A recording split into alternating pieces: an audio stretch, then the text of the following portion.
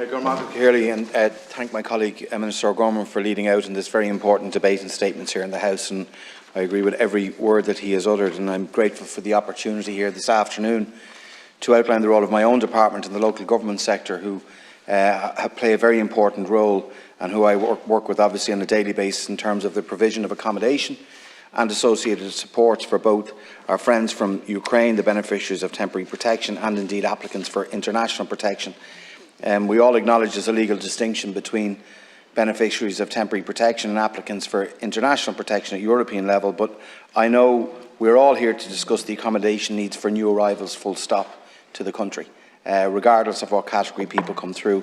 And at every given opportunity, I restate my position that we do need to help new arrivals to our country, people who've come here seeking a better life for themselves, their family, and many of whom are fleeing conflict and persecution. And as Minister O'Gorman has said, we know very well as a people from our own history, and quite recent history too, where people have had to flee our shores and where they weren't always given the welcome that they should have got initially. But they played a very important role in their new countries there.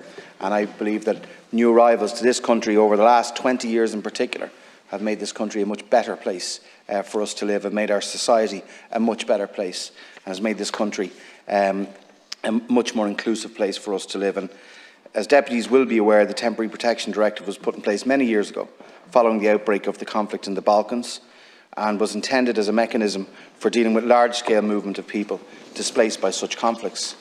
The brutal invasion of Ukraine last year led to the activation of that directive, and over the past 14 months it's provided a very important framework to the EU and individual governments. For example, the activation of the directive enabled me as Minister with overall responsibility for planning matters to introduce new regulations that facilitated and continue to facilitate the putting in place of reception and accommodation facilities on an emergency basis, temporarily setting aside certain usual requirements in the planning system. These regulations are the foundation of a number of aspects of the humanitarian response, including my own department's refurbishment programme and the work that the Department of Children is progressing through the accommodation working group. The group is chaired by Con Murray, former local authority chief executive from Limerick, and draws together key decision makers involved in sourcing and providing of accommodation for those seeking protection in Ireland. And I want to commend that group for that work and the work that Con Murray, the expertise he's brought into that role as well, to be able to look across government and get all the agencies working together. The objective of the refurbishment programme is to bring multi-occupancy buildings that are vacant back into use as accommodation. What we're talking about here are vacant buildings, both public and private, such as hotels, former religious buildings, unused offices, to give but a few examples. We have, as I stand here today, about 59 different projects in various stages of progression, from surveys to reviews, procurement and works underway that will provide just short of 3,000 additional bed spaces. I think everyone here will agree that refurbishing and repurposing older buildings to today's standard is not always straightforward. Work is currently underway in 16 sites, including surveying, procurement and building works, and again, everyone here will appreciate that this number is changeable. Owners of private buildings can change their mind, withdrawing buildings for whatever reason. Other buildings are not suitable, and this can oftentimes only be found once the building is under active consideration. One such building that's regularly cited is Baggot Street Children's Hospital. In October 2022, Dublin City Council estimated that it would cost at least €17 million to bring this building up to the appropriate standard. And sometimes when we look at buildings like this, we think, that they would be appropriate nearly immediately for use, and that is not always the case, and we've got to be honest with people about that. When it was investigated further, actually, Baggot Street, it became apparent there were already plans in place for part of that site. Having said that, there are many, many buildings across this state that, even if they can't be brought in the short term, we should look at repurposing those buildings for the longer term, because I think all of us realise that the reality that we live in right now, which is mass migration, is a reality that the developed world and Europe and Ireland are going to have to live with for many, many years to come, even post the conflict in Ukraine. We look at climate change, we look at all the conflicts right across the world. that countries like ours people see as a safe and secure place where they can rear their families in. So I think we have to be more flexible into the future as well about providing additional accommodation for the long term. The Technical Working Group is supporting the refurbishment programme, however, and includes membership from my department, the Department of Children, Taoiseach's department, the Office of Public Works, Local Government Management Agency and the City and County Managers Association. This group has been assisting with the current emergency situation, but is also focused, as I've just mentioned, on longer-term accommodation needs. And as part of this, my department is reviewing the guidelines that were put in place a year ago to guide anyone that sought to put emergency accommodation in place at the beginning of the year. The review of these guidelines is aimed at ensuring that individuals and families will have greater privacy and comfort, and that repurposed buildings, particularly those in local authority ownership, can be used as accommodation for a longer period or potentially converted to social housing or other forms of accommodation into the future. In general, we want to support people to live here more independently than is possible in rest centres and other forms of emergency accommodation. If we were to ask anyone who arrives in this country their preference, I believe it would be that more independent living would be their preference, and that is happening through the Offer a Home scheme. The launch of the Unoccupied Homes Call Offer a Home took place on the 24th of November in 2022, and the media campaign was comprised of both national and local radio, print media, social media, and the oversight group chaired by my department, and they were overseeing that scheme. They informed me so far that 980 properties have actually been allocated, providing accommodation for just over 3,000 beneficiaries of temporary protection to date.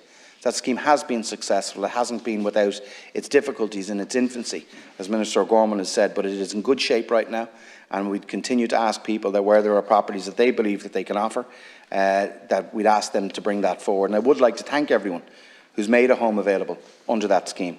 And I want to highly commend the Waterford Chief Executive of Waterford City and County Council, Michael Walsh, for the work that was done to make this scheme a success.